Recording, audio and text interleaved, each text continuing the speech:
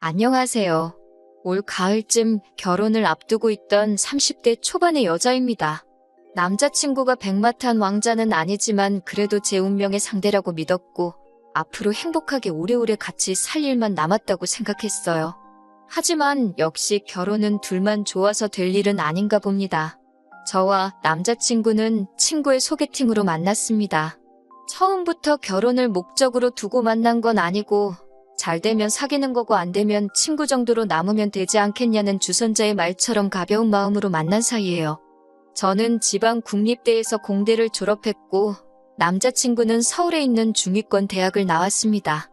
현재 저는 대기업 중 한 곳에서 일하고 있고 남자친구도 중견기업에서 근무하고 있어요. 대학이나 직장이 남녀 사이에 무조건적으로 중요한 것은 아니지만 저는 적어도 제가 남자친구한테 꿀린다고 생각한 적은 없어요. 실제로 그렇기도 하고요. 아무튼 그렇게 서로의 조건을 어느 정도 아는 상태에서 만났기 때문에 오히려 처음 만난 자리임에도 불구하고 그다지 불편하지 않았습니다. 무엇보다 서로 대화가 잘 통했어요. 살짝 쑥스러워하면서도 저를 재밌게 해주고 싶어하는 남자친구의 모습에서 저는 호감을 느꼈고요. 그 이후로 몇 번 더 연락을 주고받고 만나면서 사귀게 되었어요. 남자친구와 2년 정도 교제를 하면서도 결혼에 대해선 진지하게 생각해 본 적은 없었습니다. 일에 대한 욕심도 있었고 아직 제 나이가 그렇게 많다는 생각도 안 들었거든요. 반면에 저보다 3살 많았던 남자친구는 생각이 달랐던 것 같습니다. 사실 사귄 지 1년 반 정도 지나면서부터는 계속해서 결혼에 대한 이야기를 은근슬쩍 먼저 꺼내왔거든요. 사귄 지 2년이 넘어가면서 남자친구가 슬슬 조바심이 나는 눈치였어요. 그러다 느낌적으로 오늘은 프로포즈를 하겠구나 싶었던 날이 있었는데 아니나 다를까 남자친구가 청혼을 해왔습니다. 당혹스러운 마음도 약간은 있었지만 결국엔 예스를 외쳤고요. 결혼을 약속한 이후로 여러 가지 해야 할 일들이 많이 생기더라고요. 일단은 사귀는 동안 남자친구의 가족을 한 번도 만난 적이 없었기에 인사를 드리러 가게 되었습니다.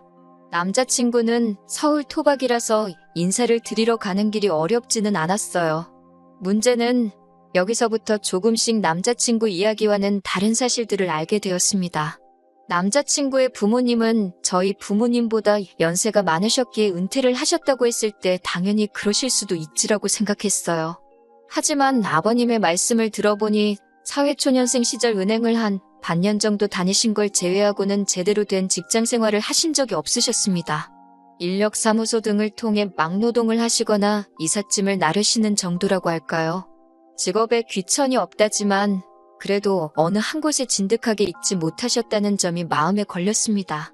게다가 당신 말씀으로는 인간관계가 좋아서 주변에 사람이 끊이지 않았다고 하시는데 어머님의 말씀을 들어보니 그것도 아니더라고요.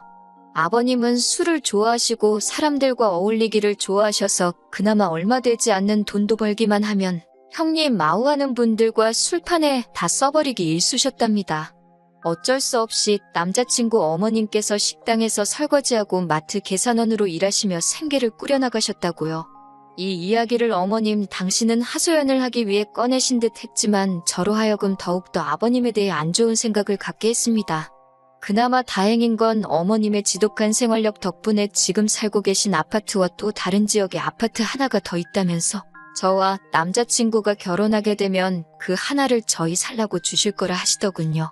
제가 속물이라고 보일 수도 있겠지만 솔직한 심정으로 제가 결혼해서 남자친구 부모님과 같이 살 건 아니잖아요. 그러니 남자친구 부모님의 이런 과거 정도는 괜찮다고 납득하고 이해하려고 노력했습니다. 하지만 추가로 남자친구 부모님은 성격도 보통이 아니셨습니다. 아버님은 솔직히 독불장군이라는 단어가 딱 어울릴 만큼 당신밖에 모르시는 분이셨어요. 남자친구든 어머님이든 어떤 말이나 행동을 했는데 아버님 맘에 안 들면 불호령이 떨어졌습니다. 너무 사소한 일이라서 왜 저런 일로 화를 내시는지 옆에서도 이해가 안 될 정도로요. 가시방석에 앉은 기분이라서 한시라도 빨리 집에 가고 싶은 심정이었네요. 특히 말끝마다 당신이 살면 얼마나 살겠냐며 모르는 사람이 들으면 한 80도 넘은 노인이 할 법한 이야기를 하셨습니다. 참고로 남자친구 아버지는 이제 막 환갑을 넘기신 나이고요.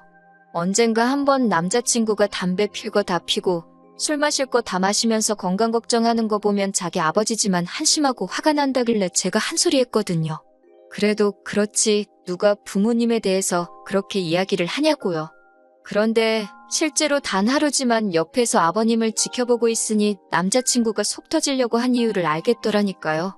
담배도 꼭 집 밖으로 안 나가시고 베란다와 화장실에서 피셨는데 저는 원래 냄새에 예민하고 비위가 약하거든요. 속에서 구역질이 올라오는데 참느라 정말 고생했습니다.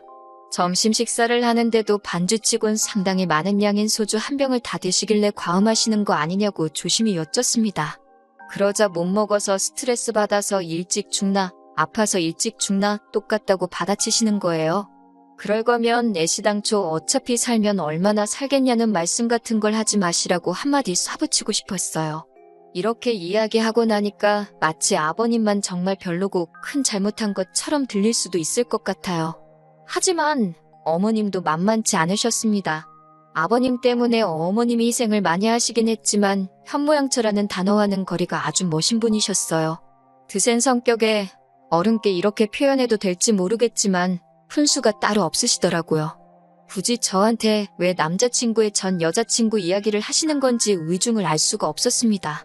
전에 사귀던 여자가 어느 대학을 나왔다는 둥, 당신한테 무슨 선물을 사왔다는 둥, 그렇지만 얼굴이 별로였다는 등 할 소리와 안 해도 될 소리를 전혀 분간하지 못하시는 것 같았습니다.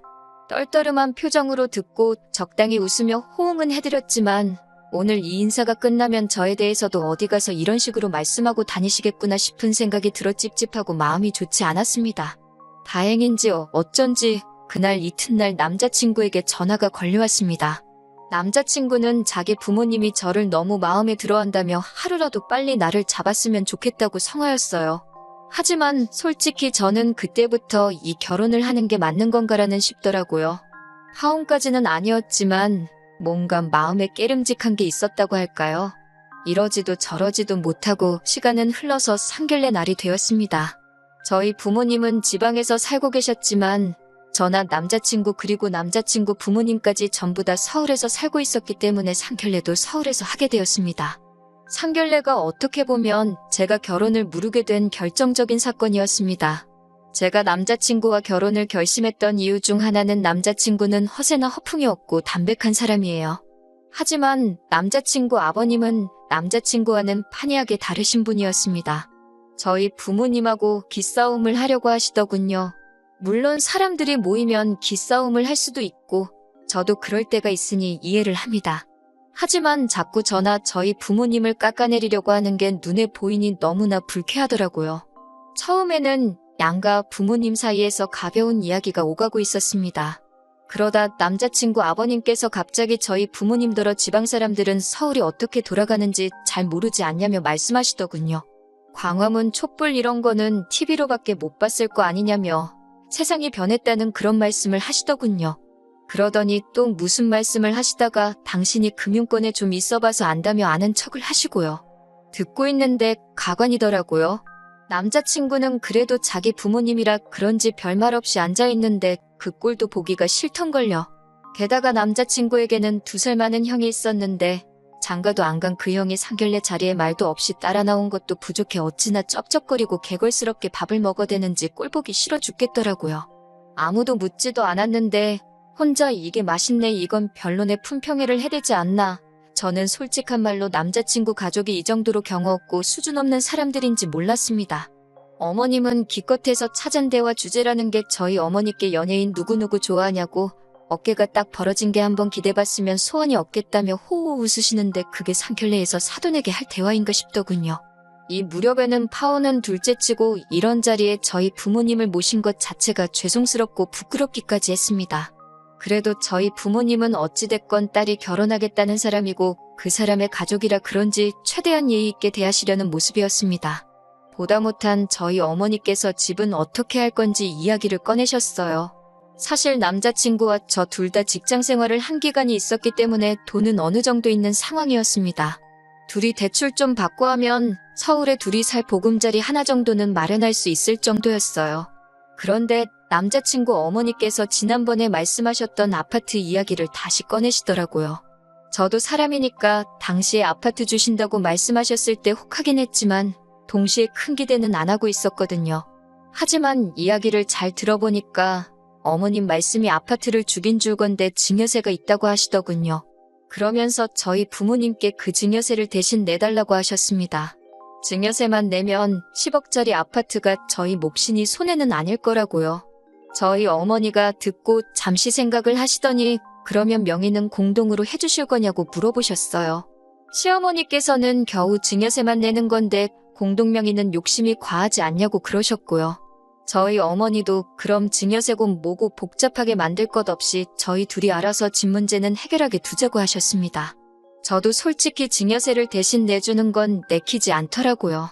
대충 계산해보니까 증여세의 혼수에 이것저것 하면 거짓 못해도 2억은 훌쩍 넘을 것 같더라고요. 사람 일이라는 게 당장 내일이라도 무슨 일이 생길지 모르잖아요. 아파트가 탐이 난 것도 아니었어요. 말했다시피 이미 저희가 모아놓은 돈으로 신혼집을 구할 수 있는 상황이었으니까요. 그깟 공동명의 안 해줘도 그만이고 솔직히 어머님 소유의 아파트에 대해 제가 기여한 바가 전혀 없으니 명의를 그렇게 하는 게 당연하다고도 생각했고요. 하지만 차라리 지분 설정을 한다면 모를까 세금을 저희 부모님께서 대신 내달라는 말 또한 무슨 생각으로 꺼낸 말씀인지 솔직히 이해도 가지 않았습니다. 그러자 이번엔 남자친구 아버지께서 나서서는 어떻게 그렇게 계산이 느리시냐면서 누가 봐도 이건 남는 장사인데 왜 줘도 못 먹냐는 식으로 말씀을 하시더군요. 단어 선택도 어찌나 저렴하신지 저도 이 무렵부턴 불편한 기색을 숨기기 어려웠습니다. 그 와중에 남자친구의 형까지 나서서는 그까지 세금 몇 푼 내는 게 아까워서 그러냐며 저에게 묻더라고요. 이 말을 듣고 저도 너무 화가 나서 제가 내야 될 세금이면 당연히 내겠지만 이건 엄연히 그쪽 재산에 부과되는 세금인데 그걸 대신 내달라고 하는 게 이상하다고 세금 몇 푼 내는 게 아까워서 그러냐고 말 그대로 돌려줬습니다. 그러자 남자친구 형은 윗사람이 될 사람한테 말버릇이 그게 뭐냐며 저에게 훈계 아닌 훈계를 하더군요. 저도 아직 결혼식을 한 것도 아닌데 저한테나 저희 부모님한테 말 함부로 하지 말라고 다시 받아쳤고요.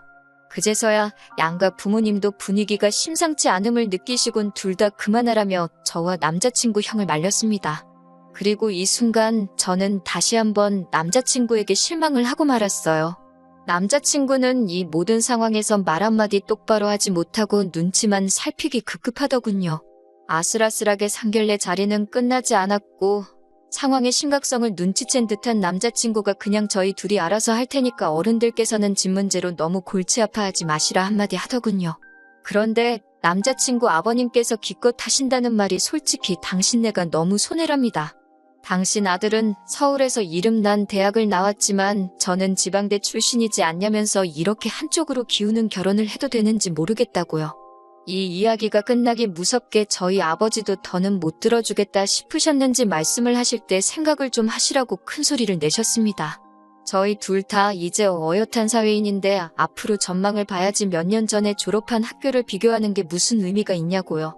당장 받는 연봉만 해도 제가 훨씬 더 많이 받고 있고 결혼자금으로 모아놓은 돈마저도 제가 훨씬 많았기도 했고요. 온 가족이 들러붙어서 말도 안 되는 걸로 입씨름을 하고 있는 모습을 보자니 이게 다 사람 잘못 보고 결혼을 결심했던 제 탓인 것 같고 부모님께 죄송스럽고 한시라도 이 자리를 벗어나고 싶은 마음뿐이었습니다. 결국 저는 자리를 박차고 일어나 이 결혼은 안 하는 걸로 하겠다고 소리치다시피 말하곤 부모님께 가자고 했어요. 그러자 남자친구가 갑자기 왜 그러냐면서 그래도 이건 경우가 아니지 않냐고 제 손목을 잡아채더라고요. 그러자 저희 아버지께서 싫다는데 왜 붙잡냐며 놔주라고 호통을 치셨습니다. 당장이라도 남자친구를 한 대 때리실 기세였어요. 하지만 그 순간에도 남자친구 어머님께서는 절 보면서 주제에 어디 가서 이런 남자를 또 만난다고 튕기고 난리냐고 꼴값돈다 하셨습니다.